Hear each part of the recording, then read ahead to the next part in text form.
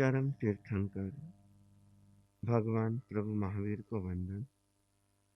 परम पूज्य गुरुदेव आचार्य श्री महासमण जी को वंदन। मुनि हेमंत कुमार जी, सम्यक दर्शन कार्यशाला में उपस्थित संभागीगण एवं श्रोतागण।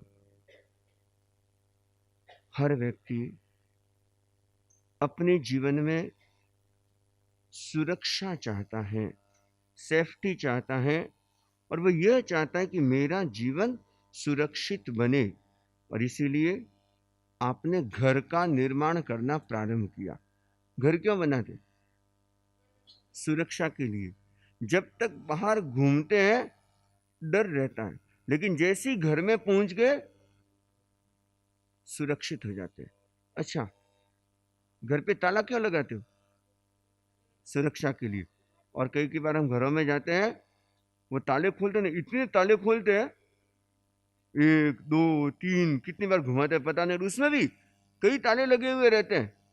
कई बार शॉप पे भी देखते हैं, जो खास करके ज्वेलरी या मतलब ऐसी जो शॉप होती है, तो उसमें भी कितने कितने ताले लगे हुए होते हैं। पहले अंदर एक गेट होता है, उस पर ताले लगे हुए होते हैं, फिर बाहर एक और बड़ा गेट होता है, उसमें भी ताले लगे हुए होते हैं। ये सब किस लिए? सुरक्षा के लिए। व्यक्ति देखता है हर चीज, चाहे वो धन होता है उसकी भी सुरक्षा का प्रयत्न किया जाता है, चाहे जीवन होता है उसकी भी सुरक्षा की कोशिश की जाती है। परंतु बाहर की हम कितनी भी सुरक्षा कर ले, हमारा जीवन सुरक्षित नहीं रह पाता। ठीक है, कुछ चीजों से आप अपने आप को बचा सकते हो, लेकिन फिर भी कहीं न कहीं असुरक्षा का भाव बना हुआ रहता है। परंतु भगवान प्रभु महावीर एक ऐसा सुरक्षा कवच हमें देते हैं जो लॉन्ग लाइफ कह दो या जन्मों जन्मों तक जो हमारे जीवन को सुरक्षित बना देता है। आप लोग LIC करवाते हैं, लाइफ इंश्योरेंस करवाते हैं, क्या है? गारंटी है। लाइफ इंश्योरेंस करवाते हैं ना? किस लिए करवाते हो? कि कुछ सेफ्टी बनी रहेगी, कभी जरूरत पड़ेगा तो हमारे वह धन काम आ जाएगा, या नहीं तो आगे और परिवार वालों की सेफ्टी हो जाती है। तो इसलिए आप क्या करते हो? ये लाइफ इंश्योरेंस करवाते हो। परंतु भगवान प्रभु महावीर एक ऐसी लाइफ इंश्योरेंस दे रहे हैं जो इस जीवन में भी और अगले जीवन में भी हमें एक बहुत बड़ी सुरक्षा देती है। और भगवान प्रभु महावीर कहते हैं, जो व्यक्ति अपने जीवन में व्रतों को स्वीकार कर लेता है, किसको? व्रतों को स्वीकार कर लेता है, वह न तो नरक में जाएगा, न तिर्यंच योनि में जाएगा, न मनुष्य बनेगा। क्या बनेगा? सिर्फ एक ही उसकी गति है, और वह है देव गति, और या फिर मोक्ष। इसके अलावा कोई गति नहीं है। अगर आपने अच्छी तरह से व्रतों की आराधना की, अपने जीवन में सही ढंग से व्रतों का पालन किया, और व्रतों को सही ढंग से कैसे पालन कर सकते उसके बारे में कल चर्चा करेंगे। आज हम यह समझने की कोशिश करें कि व्रत है क्या, जो हमारे जीवन को सुरक्षित बना देते हैं, जो हमारे लिए बहुत बड़ी सुरक्षा कवच का काम करता है। और सुरक्षा कवच ऐसा सुरक्षा कवच कि जिसको भेद करके कोई प्रवेश नहीं कर सकता। एक सुरक्षा कवच तो ऐसा होता है जिसमें कोई भी प्रवेश कर सकता है। मान लो थोड़ी सी अगर चूक हुई, और इसमें अब प्रधानमंत्री, राष्ट्रपति, इनकी भी कितनी सिक्योरिटी होती है, लेकिन फिर भी कभी न कभी उसमें चूक हो भी जाती है।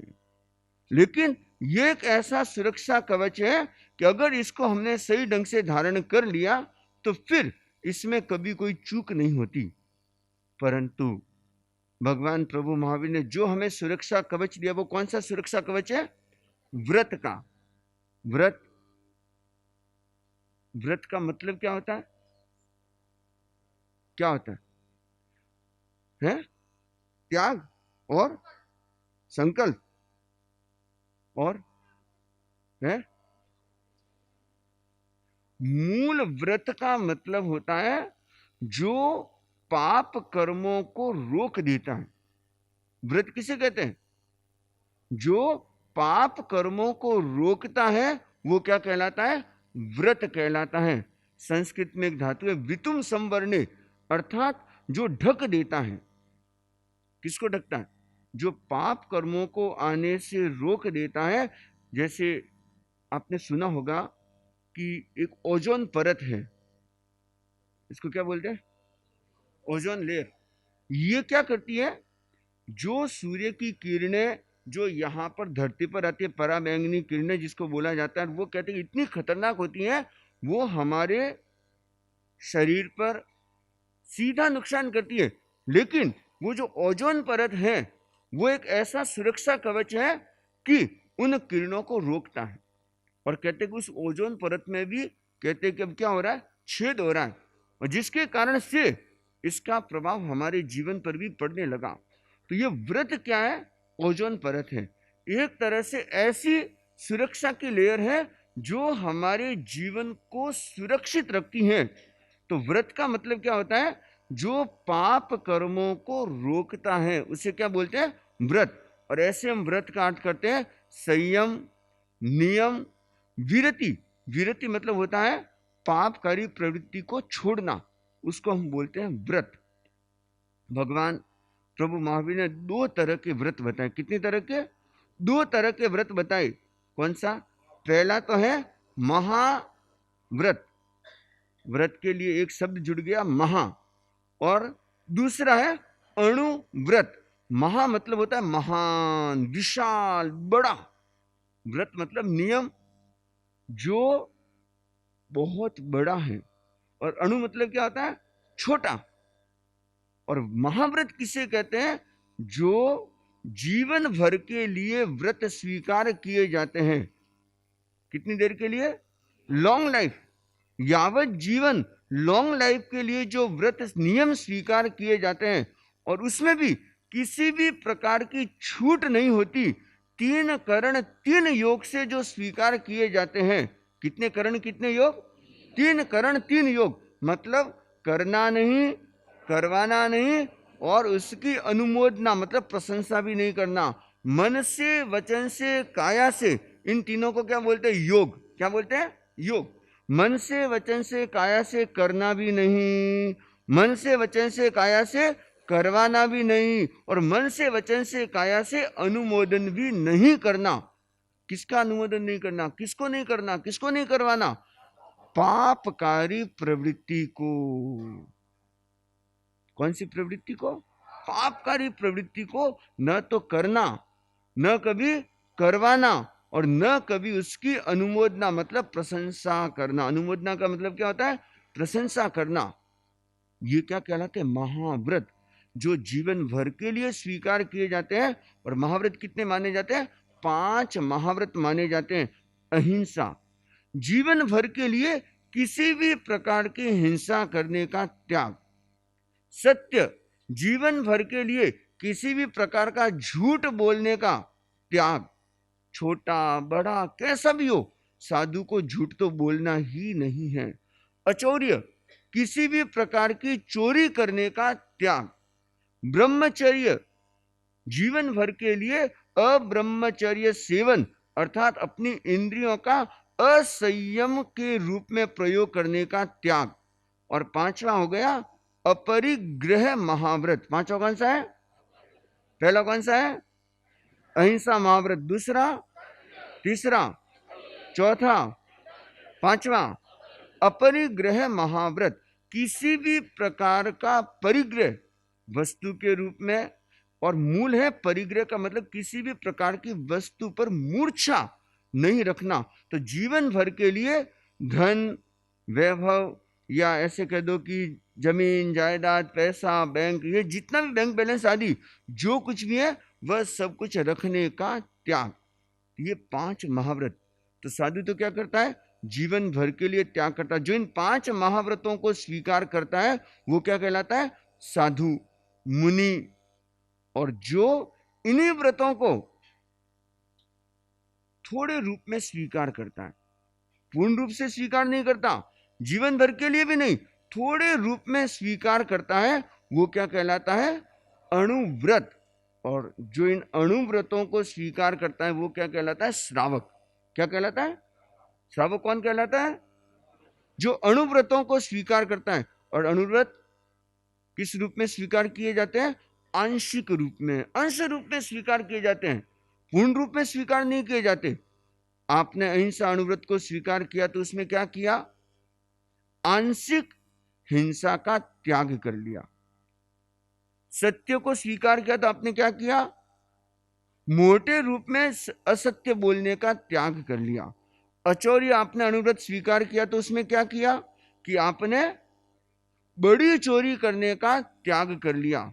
और ब्रह्मचर्य व्रत स्वीकार कर लिया तो आपने स्थूल मैथुन विरमण का त्याग कर लिया, या असंयम प्रयोग करने का आपने एक लिमिट, एक सीमा कर ली। और अपरिग्रह अणुव्रत आपने स्वीकार किया तो उसमें क्या हुआ? उसमें परिग्रह की सीमा कर ली। ये जो आंशिक रूप में स्वीकार करते हैं ये क्या कहलाता है? अणुव्रत। और जो इन अणुव्रतों को स्वीकार करते हैं वो क्या कहलाते हैं? श्रावक कहलाते हैं। स्वामी जी ने कहा, साधु ने श्रावक रत्नारी माला, एक मोटी दूजी नानी रे। दोनों रत्नों की माला है, दोनों शुद्ध साधना है, दोनों शुद्ध व्रती है, लेकिन एक क्या, एक मोटी माला है और एक छोटी माला, अर्थात एक महाव्रतों को स्वीकार करते हैं वो बड़ी माला हो गई, और जो अणुव्रतों को स्वीकार करते हैं वो छोटी माला होती हैं। यह महाव्रत और अणुव्रत, और ये दोनों क्या है? हमारे लिए सुरक्षा कवच हैं। जब तीर्थंकर बनते हैं तो सबसे पहला काम तीर्थंकर क्या करते हैं? तीर्थ की स्थापना करते हैं। क्या करते हैं? तीर्थ की स्थापना। तीर्थ का मतलब क्या होता है? यह तो तीर्थ के 4 प्रकार हो गए। चतुर्विध तीर्थ कहा जाता है, 4 प्रकार का तीर्थ, साधु, साध्वी, श्रावक, श्राविका।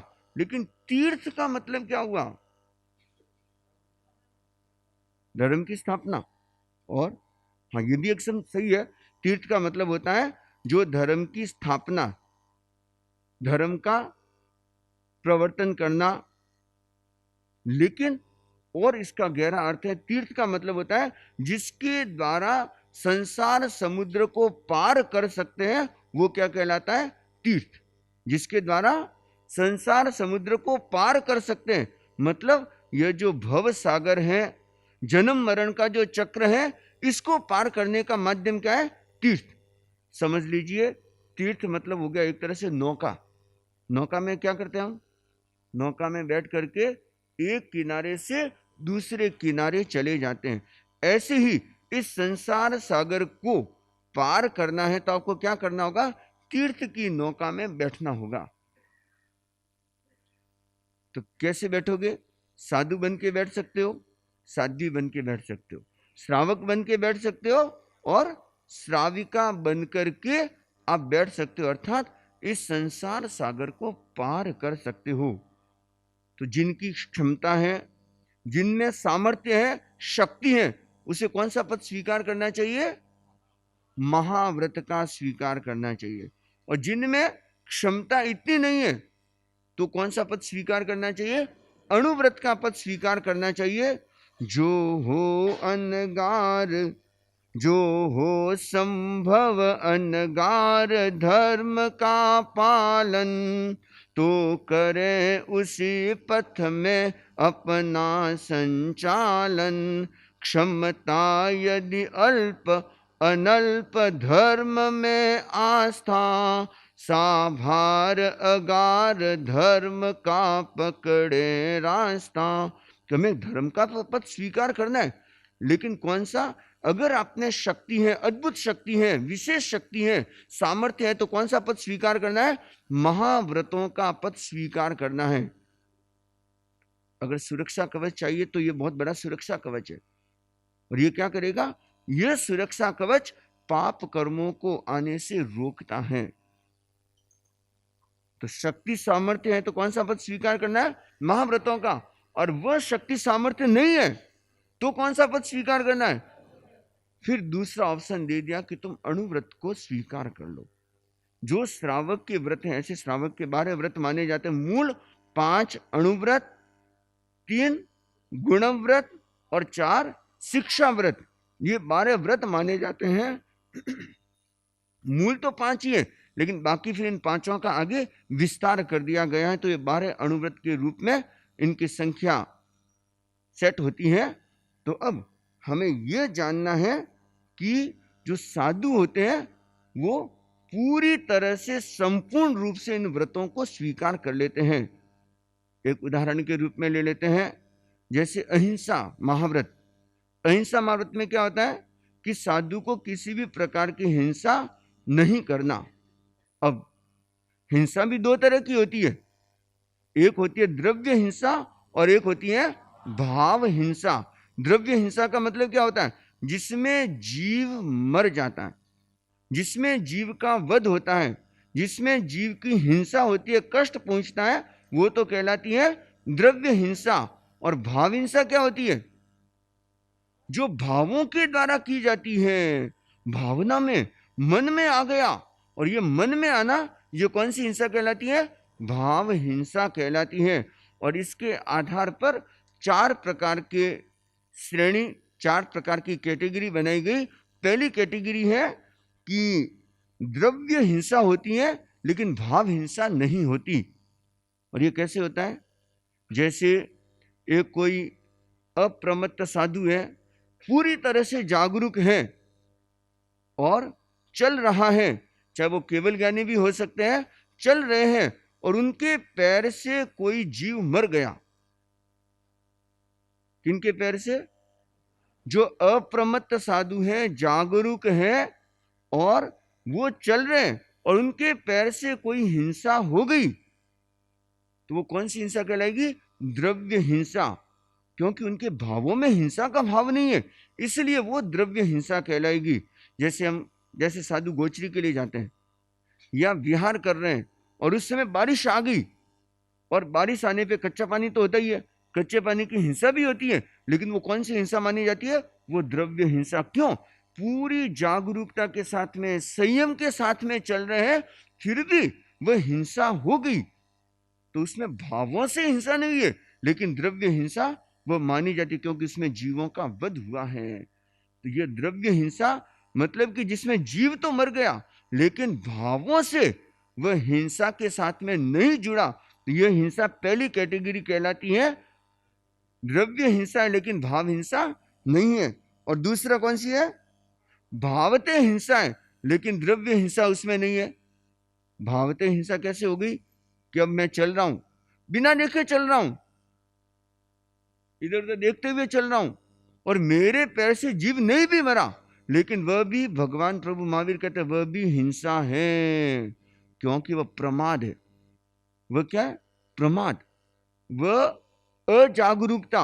और ये अजागरूकता को भी भगवान प्रभु महावीर ने क्या कहा, हिंसा कहा है। लेकिन कौन सी हिंसा है, भाव हिंसा, द्रव्य हिंसा नहीं है।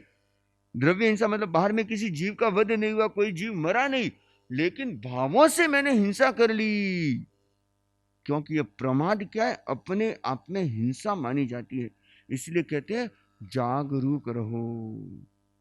हालांकि ये पूरा एक अलग टॉपिक हो जाता है, फिर हिंसा की जब हम व्याख्या करते हैं, सुनते हैं, तो थोड़ा और गहरा हो जाता है, अलग ये टॉपिक हो जाता है। लेकिन अभी हम केवल इतना समझ लें कि जो प्रमाद से होता है वह भाव हिंसा है, और जीव मर जाता है तो वह द्रव्य हिंसा। लेकिन एक ऐसी स्थिति आ गई कि भावों से तो हिंसा हुई है लेकिन द्रव्य से कोई जीव मरा नहीं है, तो ये दूसरी कैटेगरी मानी जाती है।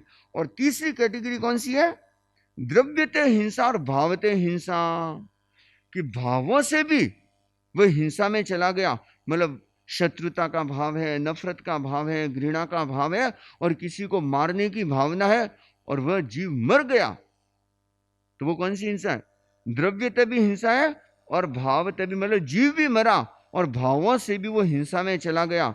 ये तीसरी कैटेगरी मानी जाती है। और चौथी बात है, न द्रव्यते हिंसा न भावते हिंसा। अब मान लो मैं ध्यान में बैठा हूं, तो मैं शुभ भावों में हूं, तो भावों से भी हिंसा नहीं हो रही है, और द्रव्य से भी, मतलब बाहर भी किसी जीव का वध नहीं हो रहा है। ये कौन सी कैटेगरी है, चौथी कैटेगरी मानी जाती है, कि द्रव्य से भी हिंसा नहीं और भावों से भी हिंसा नहीं है। जैसे यह हिंसा का एक स्वरूप बताया, ऐसे ही हम और भी आगे महाव्रतों के बारे में समझ सकते हैं। तो यह एक अहिंसा का जो स्वरूप है कि मूल व्यक्ति ये कोशिश करे कि भावों से भी हिंसा नहीं हो, भावों से भी अपने आप को बचाने की कोशिश करे। द्रव्य तो बचाने की कोशिश करे ही करे, लेकिन भावों से भी बचाने की कोशिश करे। और एक श्रावक जो पूर्णतया हिंसा से नहीं बच सकता, क्योंकि उसे हिंसा करनी ही पड़ती है। जिस लेवल पे वो है, जिस स्तर पे है, बिना हिंसा के किए काम नहीं चलता। तो श्रावक क्या करता है? आरंभ। आरंभ मतलब क्या होता है? हिंसा। और एक होता है अनारंभ, मतलब हिंसा नहीं करना। और एक होता है अल्पारंभ, कम से कम हिंसा में अपना काम चलाने का लक्ष्य रखते हैं। श्रावक की बहुत बड़ी जागरूकता होती है। वह क्या करता है? जितनी कम से कम हिंसा में काम हो सकता है, वह अपने आप को उस हिंसा से बचाने की कोशिश करेगा। मनुस्मृति में 5 ऐसे स्थान माने गए गृहस्थ के लिए जो हिंसा के स्थान माने जाते हैं, जिसमें पहला माना जाता है चूल्हा। पहला कौन सा माना जाता है? चूल्हा। रसोई बनाते हैं, अग्निकाय की हिंसा होती है, अपकाय की हिंसा होती है, कितने कितने त्रसकायिक जीवों की हिंसा होती है। तो चूल्हा ये पहला हिंसा का स्थान माना गया। तो दूसरा माना जाता है चक्की। दूसरा क्या माना जाता है? पहले समय में घर पे ही घट्टी पीसते थे, घट्टी चलाते थे, या ऐसे कह दो कि चक्की में, उसमें भी एक केंद्रीय जीवों की, वनस्पति कायिक जीवों की, और उसमें भी कई बार त्रस्त जीवों की कितनी कितनी हिंसा होने की संभावना रहती थी। ये दूसरा स्थान माना जाता था चक्की। और तीसरा होता है ओखली। ओखली क्या होता है? जिसमें धान को कूटा जाता था। ऐसा गड्ढा सा होता था, और उस गड्ढे में लकड़ी का मूसल होता था। उससे क्या करते थे? जैसे अनाज डाल दिया और उससे जोर जोर से कूटते थे। तो मेरे भी किया हुआ है, हाँ, उंगली तो मूसल तो मेरे भी प्रयोग में लिया हुआ है। तो ये भी एक हिंसा का स्थान। कई बार क्या था, उसमें जीव आकर के गिर जाते थे, और सवेरे सवेरे जल्दी उठ उठ के करते थे। संसार पक्ष माता जी को देखा है, वो सवेरे 5 बजे उठ जाते थे, और क्या करते थे?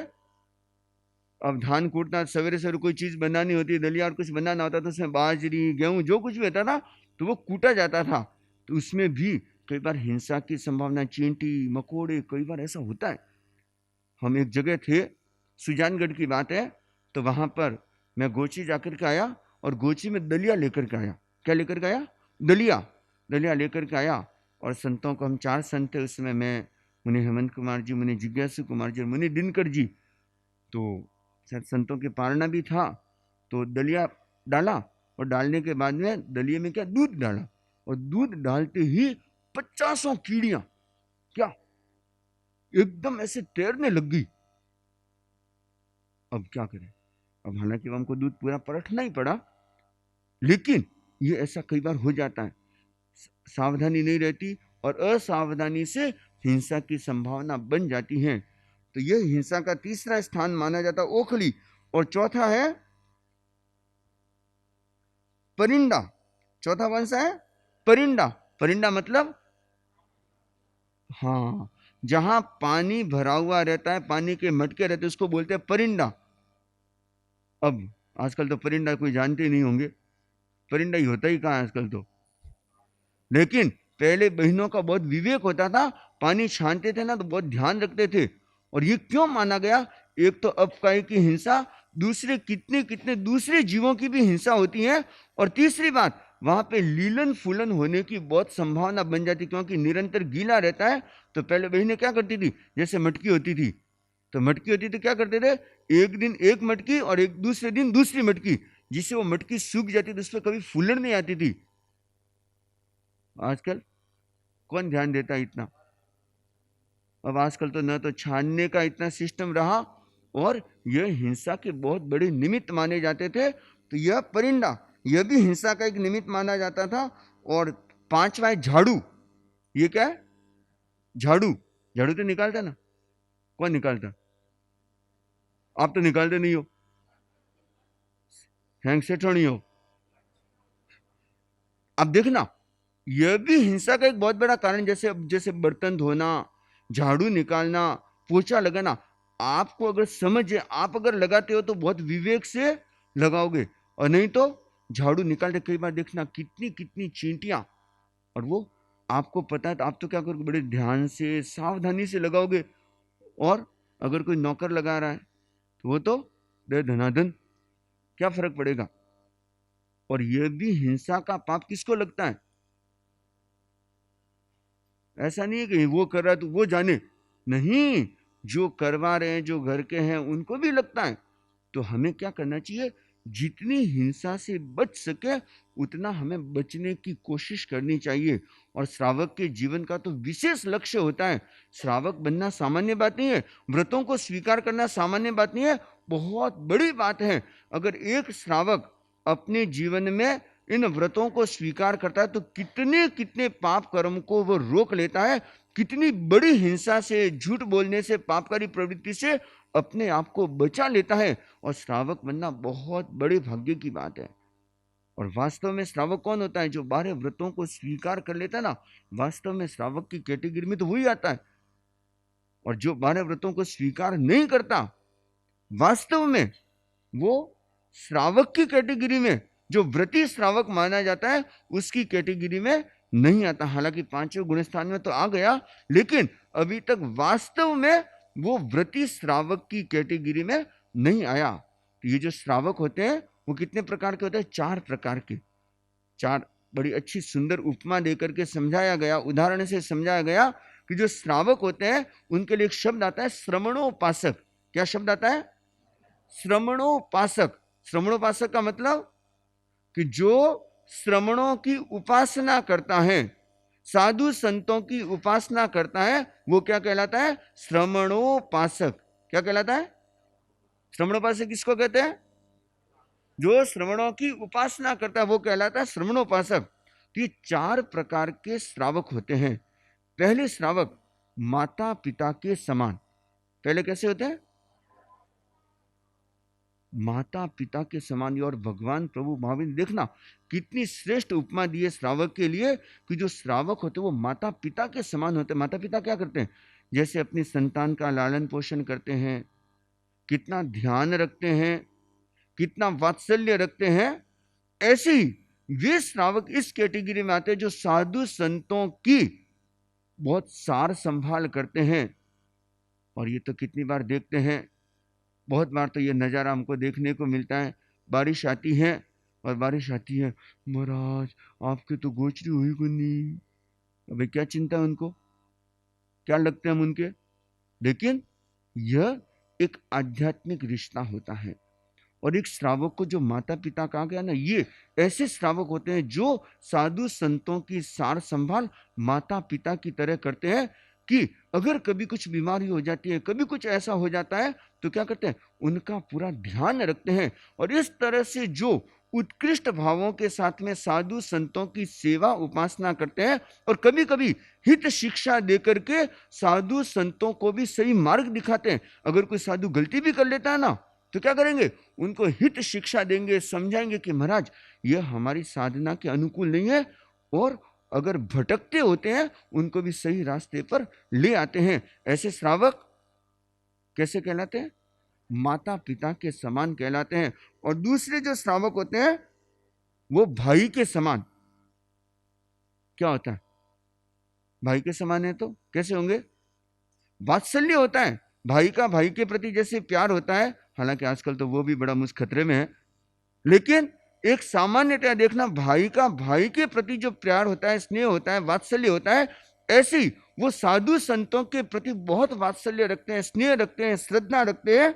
लेकिन कभी कभी क्या होता है, थोड़ी आंख भी दिखाते हैं, तेजी भी आ जाती है, गुस्सा भी कर लेते हैं।